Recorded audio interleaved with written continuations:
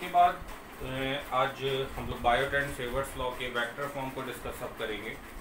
तो यहाँ पर आपके सामने स्केलर फॉर्म गिवन है। इस स्केलर फॉर्म में D B is equal to mu naught upon 4 pi I D L sine theta upon R square आपकी वैल्यू है, और इसमें म्यू नॉट को आप परमिएबिलिटी ऑफ फ्री स्पेस के नेम से जानते हैं, और इसकी वैल्यू आपकी 4 pi into 10 to the power -7 newton per ampere square होती है। न्यूटन पर एम्पियर स्क्वायर इसकी वैल्यू थी। अब अगर आप इसके वेक्टर फॉर्म में आते हैं तो ये स्केलर फॉर्म आपका जो गिवन था, इसी स्केलर फॉर्म को ही अगर आप वेक्टर फॉर्म में लिखना चाहें तो D B vector is equal to mu naught upon 4 pi I cross D L upon R cube. यहाँ पर इस टाइप में ये स्केलर फॉर्म आपका मेंशन किया जाएगा। आई क्रॉस डी एल, यहाँ आई तो वेक्टर क्वांटिटी है ही नहीं, तो यहाँ पे क्रॉस प्रोडक्ट लग ही नहीं सकता। ये बहुत बड़ा कंफ्यूजन है, कई लोग इसे आई क्रॉस डी एल के नेम से जानते हैं, लेकिन ये गलत है।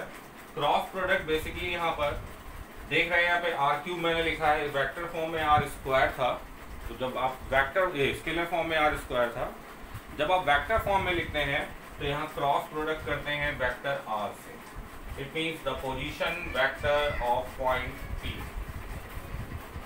तो ये इसका वेक्टर फॉर्म हुआ बायोट-सेवर्ट्स लॉ पे। dv vector is equal to mu naught upon 4 pi I dl cross r, dl vector cross r vector upon r cube.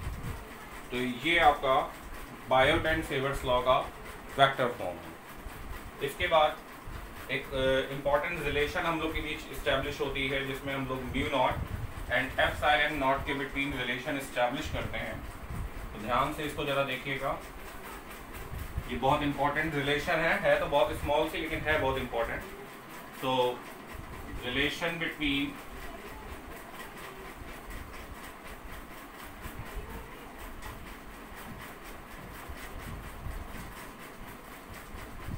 epsilon naught and mu naught. It means relation between permittivity of free space and permeability of free space. So as we know, the value of 1 upon 4 pi epsilon naught is equal to 9 into 10 to the power 9, and its unit is Newton meter square upon coulomb square. Okay, and the value of mu naught upon 4 pi is equal to 10 to the power -7 Newton per ampere square.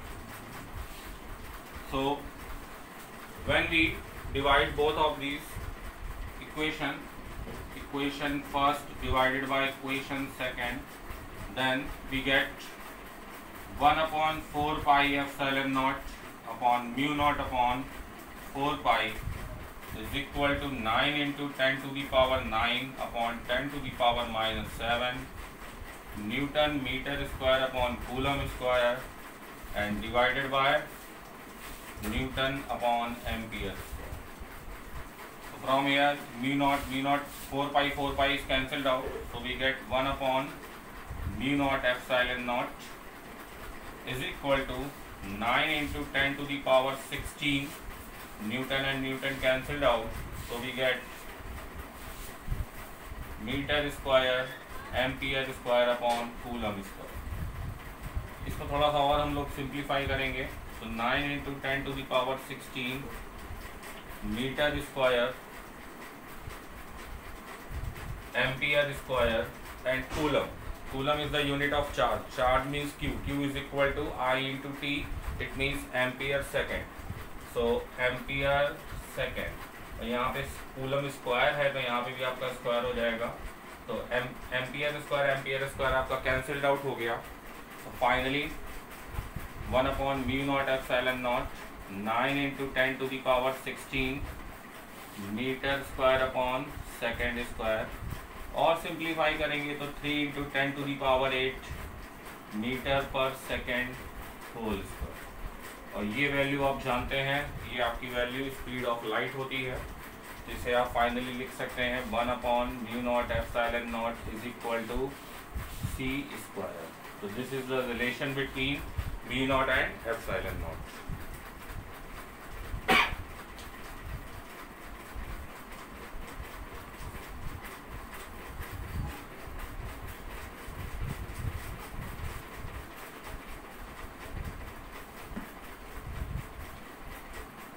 इसके बाद जो हमारा next topic है, आज हम लोग magnetic field due to a straight current carrying wire find करेंगे।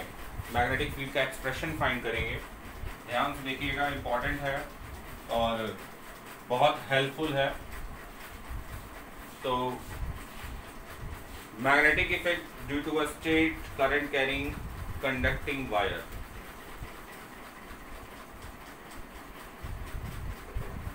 Magnetic field due to a straight current carrying wire। तो इसके लिए सबसे पहले हमारे पास एक स्ट्रेट वायर है, इसका नेम है AB और इसमें करंट हमारी I फ्लो कर रही है। इस वायर से पॉइंट P पर हम लोग मैग्नेटिक फील्ड फाइंड करना चाहते हैं। तो इसके लिए बायोट एंड सेवर्ट्स लॉ का हमें यूज़ करना है। और बायोट एंड सेवर्ट्स लॉ में हमने देखा था एक करंट एलिमेंट था। तो यहाँ पर हमने एक करंट एलिमेंट ले लिया है जिसका नेम दे दिया है CD एंड इसकी लेंथ आपकी है DL। C एंड D जो आपका ये पार्ट है, ये बहुत स्मॉल पार्ट है। अगर मैं इसे पॉइंट P से ज्वाइन कराता हूँ तो पॉइंट P पर ये suppose that D phi angle form कर रहा है। ठीक है, C से पॉइंट P की डिस्टेंस स्मॉल r हमें गिवन है। ये वायर से पॉइंट P की परपेंडिकुलर डिस्टेंस EP, ये कैपिटल R हमें गिवन है। और इस कंडीशन पर एक पॉइंट हमें और गिवन है, ये जो स्मॉल r ये डिस्टेंस हमने सपोज कर ली। DP इस वायर जो आपकी गिवन थी, इसने इस वायर से थीटा एंगल फॉर्म किया हुआ, ये हमने सपोज कर लिया है। ये डिस्टेंस हमने r सपोज कर ली है। और गिवन क्या क्या है यहाँ पे? गिवन यहाँ पे हमें खाली दो ही तीन चीजें हैं। फर्स्ट, करंट I की वैल्यू गिवन है, कैपिटल R की वैल्यू गिवन है। ये दो पार्ट हमें गिवन है। और इसके बाद जो हमने थीटा है ये सपोज किया है और ये स्मॉल r भी हमने सपोज किया है। यहाँ पर सपोज क्यों किया है, ये बहुत बड़ा पॉइंट है। जनरल जो गिवन था वो ये वायर गिवन थी और इसमें करंट I की वैल्यू गिवन थी और ये डिस्टेंस R गिवन थी। अगर आप ये देखें बायोट एंड सेवर्ट्स लॉ से, तो ये एंगल हमें वहाँ थीटा था, यहाँ पर इसका एंगल की वैल्यू 90 है। तो हमने ये लेट क्यों किया? क्योंकि यहाँ पर एक डेफिनेट लेंथ की वायर गिवन है और बायोट एंड सेवर्ट्स लॉ जो हमें गिवन था उसने करंट एलिमेंट के थ्रू मैग्नेटिक फील्ड फाइंड करने के लिए हमें बताया था। तो यहाँ पे करंट एलिमेंट निकालने के लिए ही हमने ये पॉइंट, ये जो वायर का एलिमेंट है ये हमने लेट करा हुआ है। अब इसको हमें किस तरीके से सॉल्व करना है, कैसे करना है, जरा ध्यान से देखेंगे हम लोग। यहाँ पर जो सबसे बड़ा पॉइंट आता है कि बायोट एंड सेवर्ट्स लॉ अगर हम लोग यूज करें तो according to Biot and Savart's law, intensity of magnetic field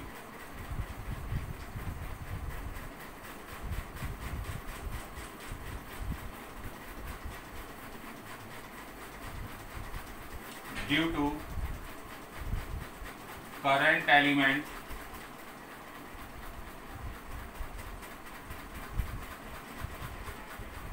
IDL। तो ये कहाँ फाइंड कर रहे हैं? या फाइंड कर रहे हैं एट पॉइंट P। तो dV is equal to μ0/4 IDL। Angle आपका थीटा गिवन है, साइन थीटा, और ये डिस्टेंस आपको गिवन है R। अब आप कहेंगे एंगल आपने ये लिया हुआ है, डिस्टेंस आपने ये लिए, ये क्यों? ये जो गैप है ये बहुत स्मॉल है, इसलिए अगर आप ये एंगल थीटा ले रहे हैं तो ये भी एंगल क्या ले सकते हैं, थीटा। सिमिलरली अगर ये डिस्टेंस आप आर ले रहे हैं तो ये भी डिस्टेंस आप क्या ले सकते हैं, आर ले सकते हैं, क्योंकि ये जो डीएल डिस्टेंस है ये बहुत स्मॉल डिस्टेंस है।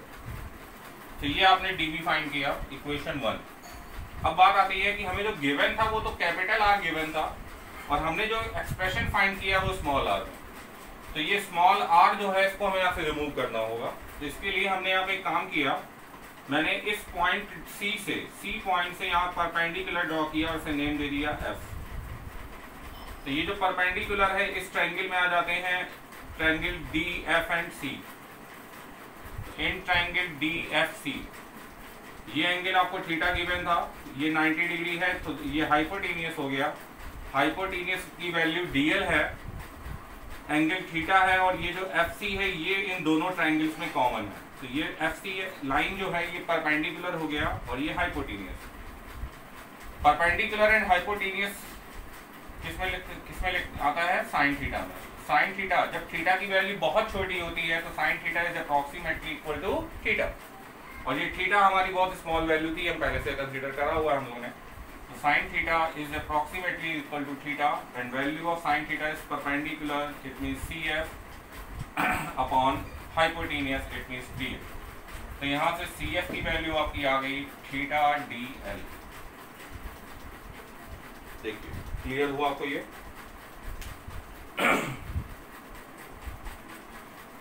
इसके बाद नेक्स्ट पॉइंट इसी तरह से आप इस ट्रायंगल में आ जाइए। तो in triangle C F P, यहां पर अगर आप लिखना चाहें तो आप इसे ऐसे भी लिख सकते हैं, C F is equal to D L sine theta. ठीक है, अब इस ट्रायंगल में आते हैं। इस ट्रायंगल के अंदर भी 90 ये एंगल है, फिर से डी एफ आपका बहुत स्मॉल एंगल है, तो D F is approximately equal to sine D F and the formula of sine perpendicular upon hypotenuse, perpendicular is C F and hypotenuse is small R. So value of CF is equal to R d phi. तो from these two value of CF आप अगर equal करेंगे तो DL sin theta is equal to R d phi, और ये value आप यहाँ equation first में रिप्लेस कर दें तो आपका फॉर्मूला होगा dB is equal to mu naught upon 4 pi I DL sin theta को आपने लिख लिया R d phi upon R square। यहाँ पे r से आपका स्क्वायर कैंसिल हो जाएगा, तो फॉर्मूला हो गया mu naught upon 4 pi I D phi upon R. अब फिर से वही प्रॉब्लम हमारे सामने है कि यहाँ पे फिर से स्मॉल आर ही आया, हमें कैपिटल आर में कन्वर्ट करना था। तो इसके लिए देखिए ये साफ साफ यहाँ पर हमने एक एंगल ये सपोज कर लिया है फाई है, क्योंकि इस टाइप के एंगल जो हमने इस साइड लिए हैं फाई में लिए हुए हैं। तो इस ट्राइंगल में आ जाइए, तो in triangle CEP, in triangle CEP अगर आप फाई के केस में आते हैं तो ये 90, इसके लिए बेस हो गया, ये hypotenuse, base and hypotenuse cos में आता है, तो cos phi is equal to base capital R हो गया एंड हाइपोटेनियस स्मॉल आर हो गया। तो यहाँ से स्मॉल आर की value r upon cos phi आ जाएगी। ये वैल्यू हम लोग इक्वेशन सेकंड में पुट कर लेंगे, तो by equation second dB is equal to mu naught upon 4 pi I d phi upon r। Small r की वैल्यू है capital R upon cos phi, ये न्यूमरेटर चला जाएगा। इस तरीके से मैंने इस करंट एलिमेंट के ड्यू टू पॉइंट P पे मैग्नेटिक फील्ड इंटेंसिटी का फॉर्मूला फाइंड किया, लेकिन जो क्वेश्चन है उसके अकॉर्डिंग इस पूरी वायर के थ्रू फाइंड करना है।